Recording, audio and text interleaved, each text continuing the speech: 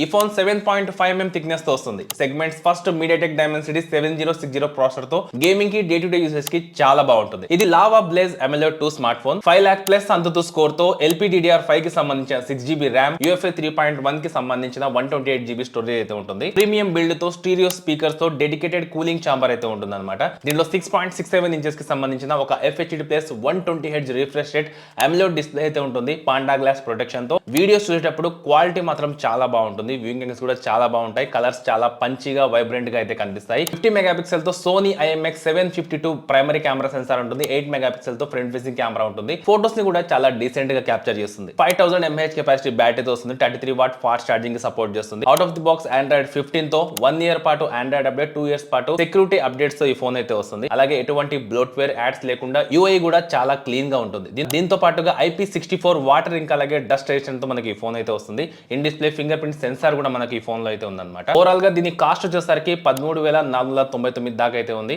So ఒకవేళ మీరు check చేసుకోవాలనుకుంటే ఫుల్ డీటెయిల్స్ నేను క్యాప్షన్ లో అయితే ఇస్తాను, లేకపోతే జస్ట్ లింక్ అని కామెంట్ చేయండి, నేనే మీకు లింక్ DM చేస్తాను.